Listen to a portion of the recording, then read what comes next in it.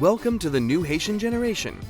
The books are here, and the readers and writers will follow as they do by the thousands each year for the Miami Book Fair International, an 8-day literary party in November. On today's episode, we sit down with some of the Haitian authors attending this year. Oh, where do I start?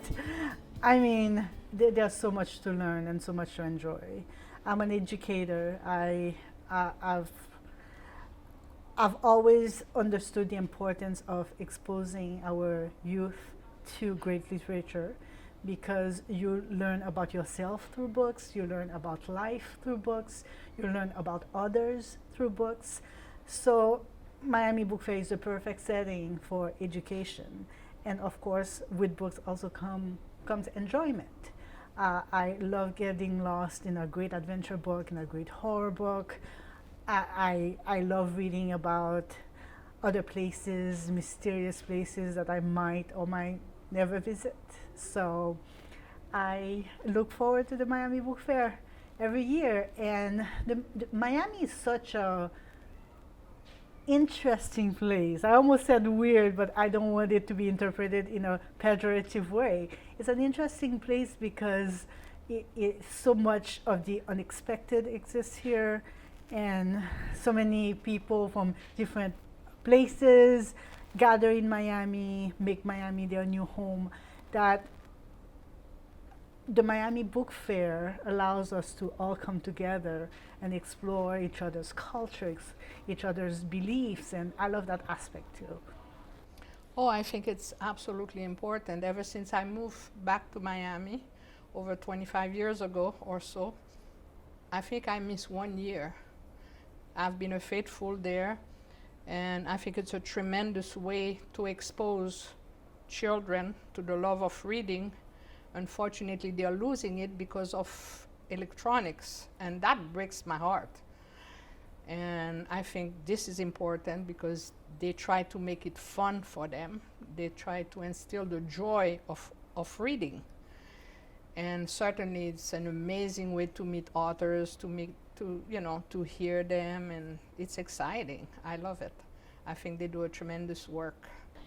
Well, the biggest challenge for authors, especially an author like myself, I'm a self-published author, is getting the book to market. The response to the book has been so positive and astonishing, but to the people I've been able to bring it to. And the bigger challenge is, how am I gonna get this book collection in front of children of Haitian descendants, in front of French-speaking students who need this book to support their reading? And this is my challenge today, and I'm learning every day, but I still have so much to learn. It's just so awesome. I mean, there's so much to do. First, at the ticket to get inside the book fair, it's pretty cheap. For you pay something like $10 or $12 if I remember correctly, and then you have access to all those discussions, those debates, those panels, and there's so much for the kids to do. So for parents with children, because whenever I talk about books, education is the first thing that comes to me, and I think it really makes an impact when kids are able to see that there is a real person behind their favorite book. It's awesome. So for kids, it's a great event. For adults, certainly, we have so many different panels in the Read Caribbean program alone. People are learning so much about the Caribbean. We even have interpreters on site for the panels that are going to be in either Haitian Creole or English. There is a poetry program with so many exquisite authors coming from all over the world and presenting right here. It used to be that the Miami Book Fair was called Miami Book Fair International, but we dropped the international because we wouldn't expect any less to have people from all over the world come here, gather and talk about literature. There's, of course, in addition to all the books and all the authors, there's food, we have entertainment. I love hanging out at the porch where we have all those performers, musicians, poets, dancers, it's just great. It's great a great ambience. We have a lot of music. It's very festive, and there's a connection that you feel with other people who come to visit, whether they are visiting from out of town or they live down the street. There's a feeling about the fair that I would love for everybody to experience, because at the end of the day, it's not something you can describe. You have to experience it for yourself. I have always tried to recruit people. At times I've come with cousins, with friends, and I tell them, I said, it's fun. You get to browse the book, you get to go through the pages, you get to hear some of the authors present, and I think it's an exciting way to encourage reading. Reading is so important. I was an avid reader as a child. I read books and books and books. And that's how at 11 I started writing. But I was bashful. I wrote and I saved them in a drawer. Never did anything with it. So this year is very special to me because I'm not only coordinating a program at the Miami Book Fair, I'm also presenting my own book as part of the poetry program. So this book, Happy OK, talks a little bit about a few of the topics that have been very heavy on my mind for years. It talks about depression and anxiety, and also hope and survival. Usually I write nonfiction and adventure books when it comes to fiction. For the first time, I'm presenting a poetry book, and even as a poetry book, it's not 100% poetry. It's it's poetry in play format. So the story is about, it's a story of Paloma, a young woman who's dealing with depression, and also the story of her lover, Jose Armando, as they try to figure out how to cohabit with mental illness, because mental illness is almost a character in the book. It's because I suffer from depression myself. It's always been important for me to be vocal about my experience and create awareness, because in my community, depression is still a very taboo subject. So here it is, a book that allows, in a very creative way, to have a conversation about difficult topics. I started my career writing adventure stories for young adults, and I just enjoyed being in the shoes of my characters, going through the adrenaline, a ride with them. It was just fun. So I was looking for a way to just have fun. And because I consider myself a big nerd, writing was the natural choice. Then when I started writing nonfiction, it had to do with introspection. I wanted to find more of myself. I wanted to understand who I was, where I was going. That's when I wrote my first memoir, A Sky the Color of Chaos. I also wanted to explore my family's dynamics, because I grew up in a very complicated a place, Haiti, and in a complicated family as well. So it had a lot to do with self-actualization. In this book, of course, Happy OK, what motivated me was the desire to make a difference.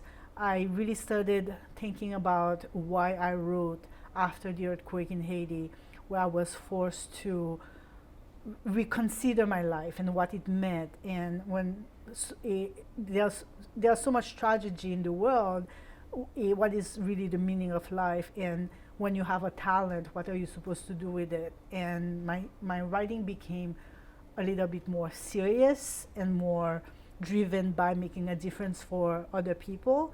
I've become very vocal, not just about depression, but about abuse and about just being a survivor. no matter what kind of survival we are talking about. So I became more of an editor and writing coach in addition to writing, making sure that everything that has to do with writing also has to do with making the lives of others better. So I've been working with a lot of people who suffer from mental illness or even people with terminal diseases, veterans. I have clients who are survivors of sexual or domestic abuse. And that mission, that personal mission, is also reflected, as I said, in my own writing, where now I write with a purpose, which is to help other people. Right now it's Happy Okay. In a few months, I'm also releasing Badass Black Girl, which is going to be kind of a roadmap for young teenage black girls who are not always sure how to navigate successfully the world. That we have here, they were published in French with, and what makes it unique is that methodology that I developed to help support children who are in the process of learning how to read so that they can build the confidence to continue learning. So what makes this particular is that if you go to the back of each of these books, you will find this, which is designed to support the children with a coding system that I developed and that they very easily learn. In French, when you read, one sound might be composed of two letters. So the letter, when you read it on its own, gives you a sound, but if you read the letter with another letter, it gives you another sound. So the kids, they learn pretty fast the basic letters, A, E, I, but when they have to learn all the combinations, it becomes difficult. So I said, if I want to support my children in learning those combinations or helping them remember those combinations so they don't hesitate on every word, maybe I can have a page like this, which shows them, I put them in red so that they know they need to be read together. Then I will show them an image that they should recognize that has the same sound, that helps them recognize what that sound is. Because by association, the children, before they learn how to read, they learn syllables. So by association and by looking at the syllables, they'll know what sound I'm referring to. So in this word, there's a CH, it's marche in French, and it's chat in French, that word, so they can recognize it. I also put the sight words in a different color, in blue, and then any letter that you don't pronounce, because in French there's a lot of letters you see but you don't pronounce, are in gray, which gives you something like that. So, and the books are rather short, and so that the child can get to the end of the book, which I think is very important in terms of accomplishment, to feel, wow, I read a book. And when the child realizes I can read a book, then they start feeling, I can read. I might not be able to read a few words, but I can read. Les Chemins de Lumière was published in 2016, presented at Livre en Folie in Haiti. And recently in 2019, the English version that I translated myself. And the reason for it, I wanted my grandchildren to be able to read me. They don't read French, unfortunately. In the times when there was no social media, letters took forever, there was a lot of sadness, mixed with excitement, of course, to discover Europe. And when you write about your homeland, when you're away from it, there's a concept of exile, and it creates really a strong inspirational longing for that land that you lost, and the feeling gets much stronger because you're away from there than when you're actually in the country. So there's that. So it's a parallel story where I kept a journal of present day at a time in the 60s, middle 60s, late 60s, when so much was going on, especially when I went to the States. The Vietnam War, the hippie movement, first man on the moon. There was a lot happening. But there was also a lot happening in Haiti, Duvalier, and all that. So that's really what, and of course, fiction got mixed with reality, and that's why it's a novel. It's not a memoir, it's a novel, because new characters were introduced, make it a work of fiction, with a story, with a plot. I'm not gonna reveal the plot, but there is a plot in the book. I would say once read that, you know, everybody has at least one book in them. I wasn't planning to write the books for the children, but the need came. I identified a need for my children, something that did not exist, and I decided I was going to do it. And I would say just go for it. At the end of the day, I said, you know, even if it stayed, the characters are inspired from my children. They help me write the books. They comment on the illustrations, whatever they want to change. I always change so that they feel it's really part of them. They're part of the effort to create the books. So I would say, if you have an idea, do it. And I'm one of those people that don't want to live in regrets. So I would have never wanted to have that idea and not having tried to materialize it. So if you have an idea for a book, just go for it, do it. What's the worst that can happen? You would have delivered the books, you know, you would have had 1,000 readers read them, or only 500, or only your friends. It doesn't matter. You got it out of you. There's so much I could say, but the first one that comes to mind is write for yourself first. A lot of people worry about the audience first, and the audience becomes important later on. Your readers are important, of course, because if you're planning to publish, someone is going to read your work.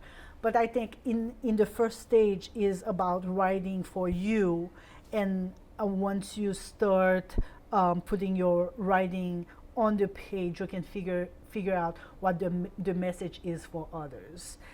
And do not underestimate the value of having someone giving you feedback, preferably someone who knows about writing, as opposed to your family members or your friends, because very often they don't want to hurt your feelings, or sometimes they just don't know how to be constructive in their feedback. And the sooner you get a professional, or at least someone who's been doing it for a while, to give you feedback, the faster you can make progress and improve the craft of writing. So those are the two main pieces of advice I think I would give. I would say follow your passion, definitely, because it brings me joy. But some people go into the field for the wrong reason. Don't expect to go in that field so you can be famous or make money. The chance of that is very, very slim. It has to be because it's your passion, and you will do it no matter what, and you will do it no matter what the cost is. So I'm an interpreter. That's my daily living, and writing is my passion. I do it for the joy of writing. Haiti has always been misunderstood by the rest of the world. There's a lot of prejudice against Haiti, and the news, of course, coming from Haiti is not helping the situation. And people tend to forget that, yes, there are negative aspects to the country, but there's also so much to learn and so much to love. And I think that the fact that Haitian writers are getting more attention these days, not only because it's gotten easier to share books with the internet and everything that's happening right now in terms of technological advancements. I think that we're getting more stories coming directly from Haitian people, as opposed to stories that are being filtered by the media, or by people who do not necessarily understand the culture. So I think that we're getting a perception right now of Haiti that is more nuanced than it's been in the past, and I think that it's important for us to really get the truth from a place, what is true about a place, what is the actual nature of a place. It's great that we look at different sources, as opposed to the same old, hey, Haiti is problematic, Haiti is violent. I mean, I'm not saying that Haiti is not all those things that we see on TV, but Haiti is so many more things that what we see through the media, that I will always be, I will always encourage anything that has to do with championing Haitian literature. That's a very good question. We hear so many negative things about Haiti, the unrest, the turmoil. Haiti's the poorest, one of the poorest of the Western Hemisphere, but very rarely do they say, you know, they talk about the Haitian slave revolution. We were the first black republic in the world. I mean, that's a, that's a big achievement that very few people know. And I think that Haiti, don't forget, illiteracy is very high in Haiti. And it's amazing that with such a high rate of illiteracy, Haiti has produced many, many great authors. And they are known not just in Haiti, they are known, you know, all over. They are known all over. Haiti really is rich as far as literature and also art. We have great painters, musicians, sculptors. Art is very, very strong in Haiti. And I think that one of the reasons, I mean, that's my 2 cents worth. When you live in a country of plenty, United States is a country of plenty. For some reason, you don't get as inspired as when you're in a country where there's less material things. You get more attuned to nature. You get more attuned to the event. You just get more inspired. And I believe it's a very, very productive field for creativity in Haiti. The panels at the Miami Book Fair are awesome. They're pretty laid back, which is different from any other places that I've gone to assist to attend some of those panels. So basically, this afternoon, 4 poets are going to sit at the table, and it's going to be a conversation about poetry, why do we write, some of the techniques that we use. We might read from the book. There will be a moderator asking us questions. So it's really informative, and it's so touching to hear other writers, and sometimes it's actually life-changing. You hear a poem and suddenly it leads you to reconsider your entire outlook on life. It has happened to me in the past where a piece of writing has changed me deeply. So I hope that people will come and encourage us, because writing is such a solitary endeavor that once we have a book out, it's always refreshing to be able to talk to other people about the reasons behind the writing, particularly when I write to help others. It keeps me going to know that I am actually making a difference, as opposed to just writing for myself, I guess, which goes back to the advice that I gave earlier. Write for yourself first, but at some point get some professional help so that your writing is actually helpful to the reader and you can find your readership.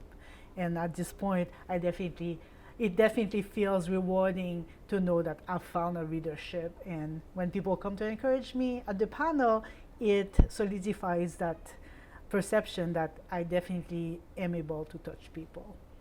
Okay, there's a general idea for the panel, but oftentimes the discussion will take you to surprising places that you cannot expect, and you learn a lot from the other authors on the panel, and certainly sometimes you get great questions from the audience, and it gives you food for thought on things that maybe you didn't even think about. Well, for me, I live in Haiti, so it's not as difficult. I am in the culture, you know? So, but if you ask me the question, for example, my sister, she lives here in Miami. So she has to make that effort. And I say, you do it through music, through foods, and through ways of living. I say the funny thing where I'm spending Thanksgiving with my sister, and we're like, what are we doing? What's the menu for Thanksgiving? And my sister's like, you know, we're making rice and bean. I'm like, no, we're not. We're doing the American tradition foods. And she's like, no, because her being outside, she always has that need to go back to the culture. Me living in Haiti, I'm like, you know what? I eat rice and beans every day. I don't need rice and meat on Thanksgiving. I want to eat the green beans and the turkey. So we made a compromise. We're going to have a bunch of Haitian food and all the traditional Thanksgiving foods. So I think it's that, and through language. The last thing is absolutely through language. My kids, they speak, obviously we're in Haiti, they speak French, they speak Creole, they speak English. But my sister, for example, being here, part of the diaspora, she makes sure her kids, she keeps the French. Her kids go to bilingual school, French, English, and they speak Creole. They understand Creole, even if they don't have as much practice. But keeping those, the language alive, the foods, the music, and once in a while visiting the country, having points of reference that relate to your home country. I think that's how you do it. But I don't have that big of a challenge because I do live in my culture. Well, I became a storyteller because of my family. We share stories a lot. My mom loves telling stories, and I'll go to an event with her, and the event is so boring. And then I hear her describing the event, and I'm like, oh my God, I wish I had gone there. Oh, wait, I was there. But she has a way of describing things and of seeing the beauty in some of the details. I learned my storytelling skills from her for sure. And my dad also, unfortunately, passed away, but he was a great storyteller. And together, I could just hear them speak to each other for hours because it was one story after another. And as you might know, Haitian tradition is very rich in terms of our oral literature. We have a history of passing stories from one generation to the next, and I think that it became part of my parents' very being, and they transmitted that love of storytelling to me. So I'm very thankful that I came from a place that allowed them to be the way they were, great storytellers, because I got the gift from them, and I'm hoping that my enthusiasm for literature is also going to be communicated to others around me. If you would like more information on the Miami Book Fair, please visit their website at www.miamibookfair.com.